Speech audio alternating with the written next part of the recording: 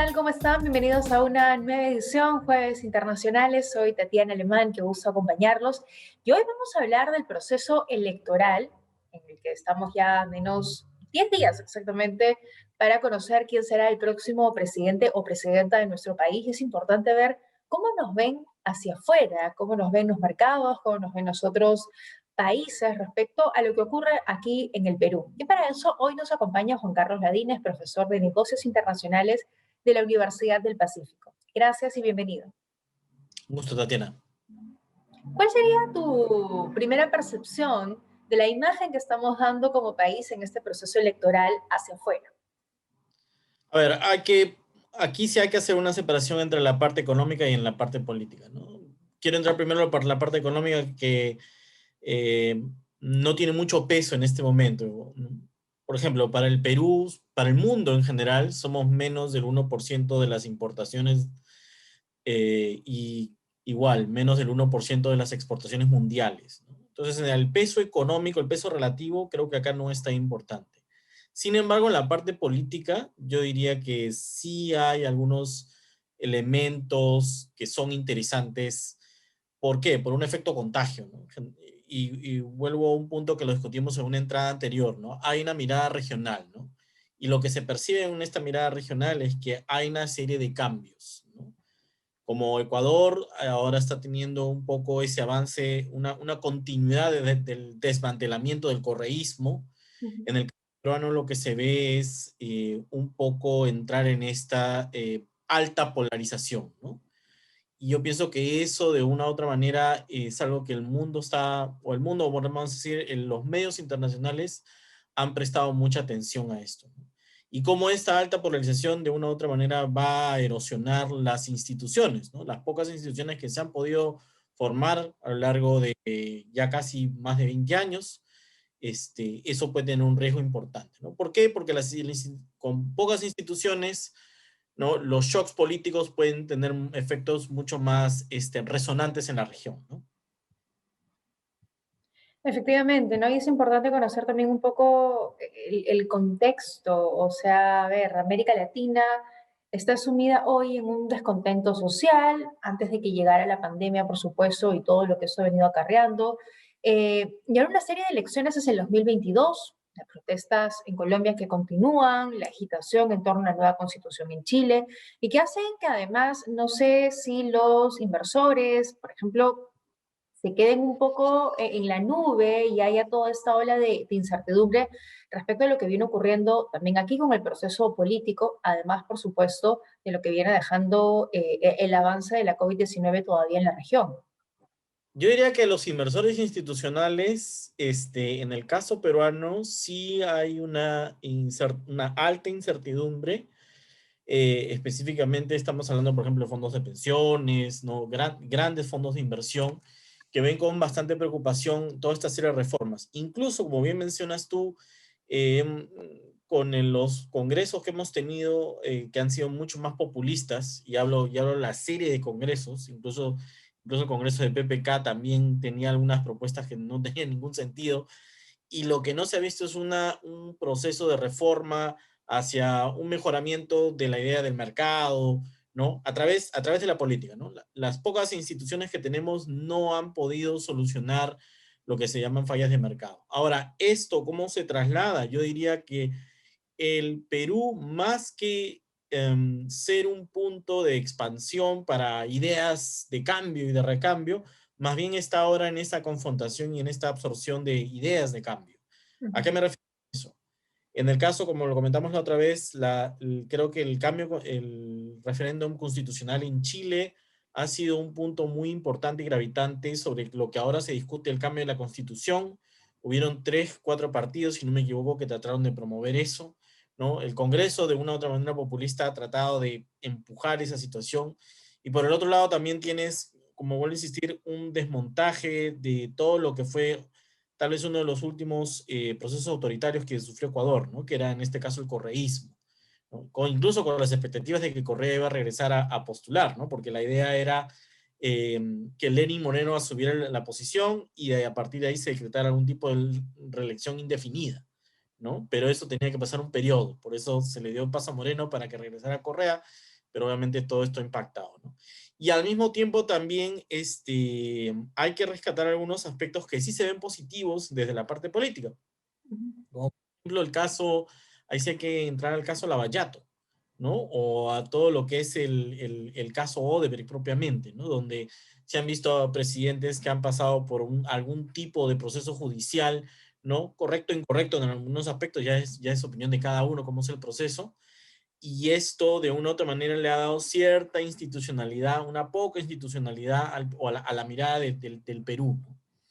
Entonces, yo diría que lo que está pasando en general son cambios institucionales muy bruscos que están acarreando problemas serios en la parte económica, ¿no? Y esa incertidumbre a los inversionistas de una u otra manera los hace, si se quiere decir, no los espanta, no lo veo en ese punto, porque asumen las posibilidades de riesgo, pero son mucho más cautelosos. Entonces, vamos a decir, una inversión de un planeamiento a 10 años, ¿no? Va a esperar mucho más tiempo para que madure. Incluso lo que va a pasar en el caso peruano, por decir una manera, vamos a ver, yo no creo que esperen 6 meses, van a esperar 1 o 2 años a ver qué cosa va a pasar, ¿no? Como Ujú. lamentablemente sí hemos sido sujeto de cambios muy bruscos en la figura presidencial, yo pienso que lo que se va a tratar de asegurar es que a ver cuál va a ser la continuidad del presidente, ¿no? Y Claro. esto que los medios y los medios internacionales han hecho mucho énfasis en eso,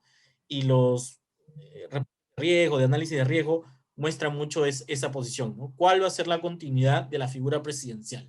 Porque el Congreso, o va a ser esa competencia, ¿no? ¿Quién disuelve a quién? Y creo que eso sí puede erosionar la institucionalidad y hacer que cualquier proyecto de largo plazo se retrase. Claro, y eso es bien interesante, ¿no? Porque normalmente fijamos, cuando vemos elecciones en otros países, qué propone uno, qué propone el otro, los equipos que lo acompañan. Y aquí hay un factor adicional, que es el presidente o presidenta va a terminar los 5 años, habrá esa continuidad de la que te refieres, sobre todo porque, claro, en ese último periodo hemos tenido recambios eh, poco esperados, ¿no? Poco usuales. Entonces, eso también es importante para para tener estabilidad hacia afuera.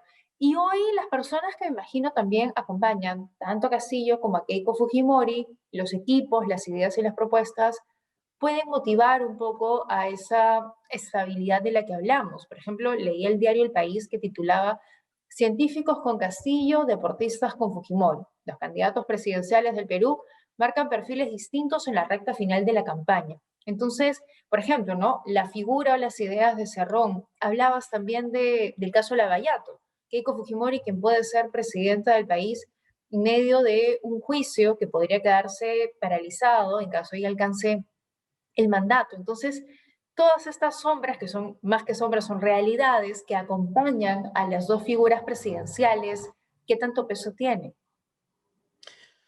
Yo diría que hay que añadir una variable central que jala todas esas, que es la política en los países emergentes siempre es antropocéntrica, entre la persona, ¿no? Entonces, eso juega un rol muy importante y bien mencionas tú la idea de cuánto va a durar ese actor político en todo el proceso, ¿no? Entonces, sí puede haber diferencias, por decirlo de una manera, creo que se percibe a un Pedro Castillo muy ligado a la izquierda marxista, ¿no? Porque los medios internacionales lo describen así, ¿no?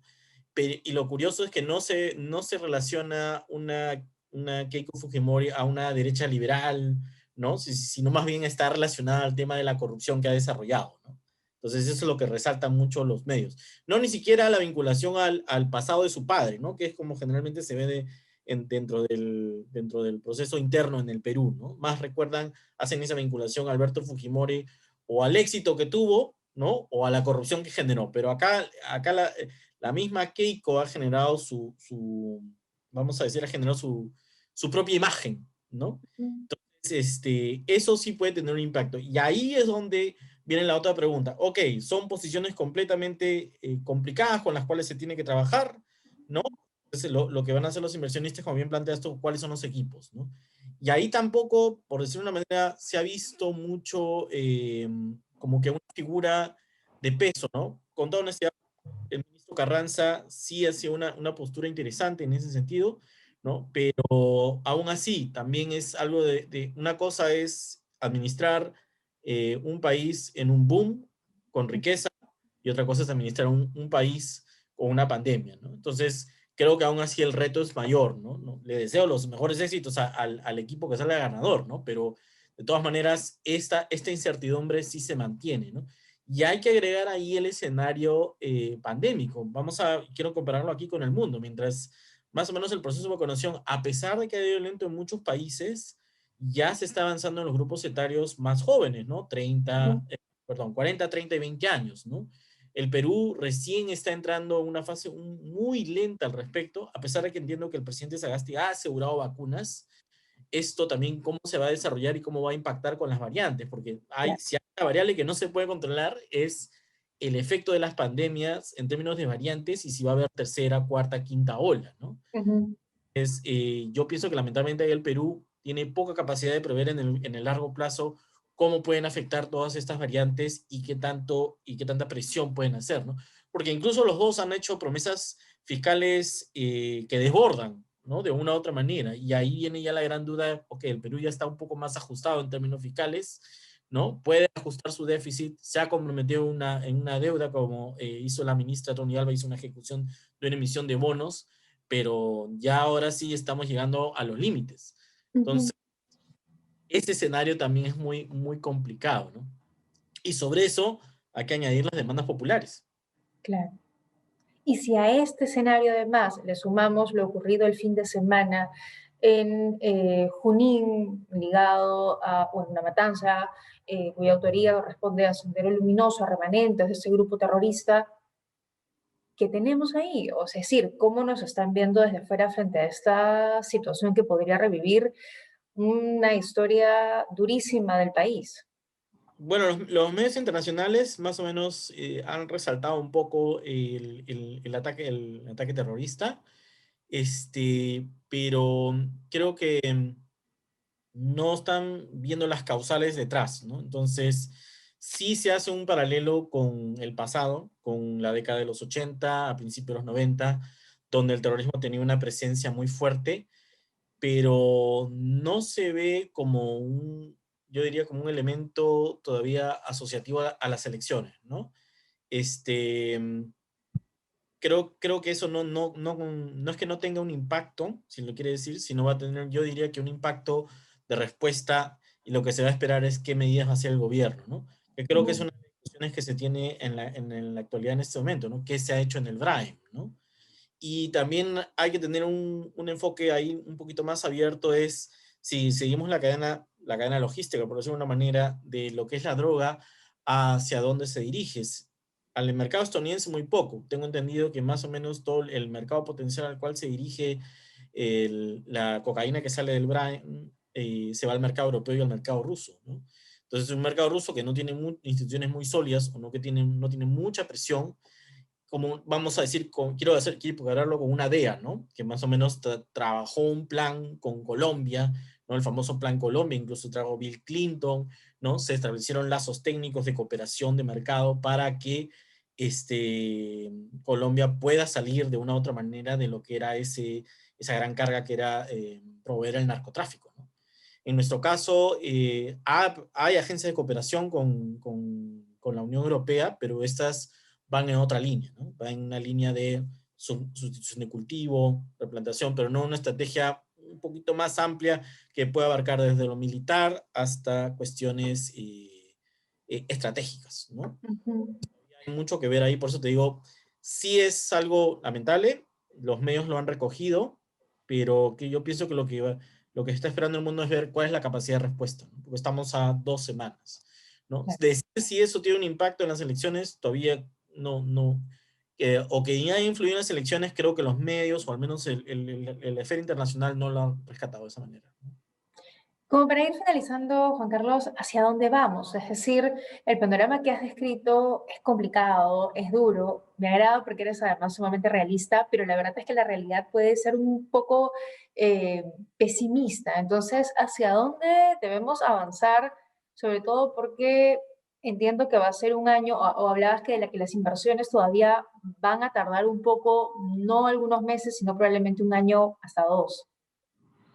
Claro, bueno, quiero iniciar en una nota, al menos en una nota no esperanzadora, pero yo diría que de cambios, ¿no? Y vuelvo a insistir, esta es primero una mirada regional, ¿no? Hay una mirada muy fuerte, creo que la pandemia ha generado cambios que ya se venían dando, simplemente que como un catalizador los ha acelerado.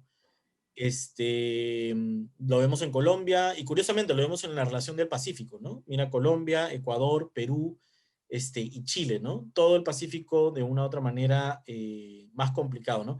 Por el lado del Atlántico tenemos una Argentina con inflación, un Brasil que sufre los estragos del COVID, ¿no? Y una Venezuela que está poco más dominada por un gobierno totalitario, ¿no? Entonces, son cuestiones de cambio y lo que creo que ahí lo que falta es trabajar con, vamos a decir, con gobiernos, no lo quiero decir los líderes, pero yo diría con las grandes potencias en ver cómo podemos trabajar en unos lazos de cooperación, ¿no? Creo que esa sería la primera idea, ¿no? No por entender en la retórica de que qué tipo de Latinoamérica quieren ellos, ¿no? Como es como el caso clásico de los Estados Unidos, que medía a Latinoamérica como su patio trasero.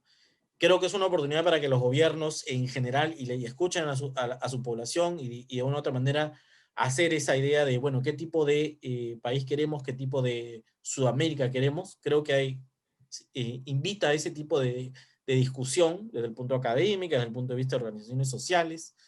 Este, y nada más, yo diría que lo que hay que traer es un poco de calma y estabilidad, ¿no? Importante. Yo pienso que el compromiso más serio que tiene que ocurrir es, en un principio, hacer política, ¿no? Ahorita creo que estamos en el pico de la polarización, donde pareciera que ninguno de los dos candidatos va a transar, y lo que va a tener que hacer es sentarse y hacer política, ¿no? Ok, no todas sus propuestas, vamos a decir, van a ser aceptadas. ¿Cuáles podrán ser aceptadas y en qué panorama? Y si le damos esa predictibilidad al inversionista, de una u otra manera va a generar más confianza, porque lo que hay que recordar, y acá sí quiero hacer un punto importante, que las inversiones en los mercados emergentes no distinguen de si es un sistema autoritario, si es un sistema totalitario, si es un sistema democrático. Nosotros creemos en la democracia, sí, creemos en la democracia, ¿no? Pero digamos, la entrada de inversión en China, que es un gobierno completamente autoritario, el capital no distingue de eso, ¿no? Lo que es un poco de certeza, ¿no? Y por lo menos que las instituciones políticas den un camino hacia donde debe ser, ¿no? Y en nuestro caso, nosotros sí queremos en la democracia, hemos sido formados bajo esos parámetros, entonces creo que más o menos deberíamos ir por ahí, y eso ya implica tener instituciones que promuevan la regulación, ¿no? Comunican el mercado de manera adecuada, ¿no? Y que inviten, sea una plataforma para que puedan invitar a más inversiones, ¿no? Entonces, sí es un reto grande para la política, yo diría, incluso latinoamericana, en términos de cohesión, ¿no? Y también en términos de asegurar un camino, ¿no? Por lo menos, tanto para el capital como para su población. Creo que para ambos Muy es. bien. Bueno, la ruta está trazada, ya veremos qué pasa el próximo 6 de junio y lo que venga avanzando en los próximos meses. Juan Carlos, como siempre, un gusto conversar contigo. Un gusto, no hay problema. Y gracias a todos los que nos acompañaron, nos reencontramos la próxima semana. Chao, chao.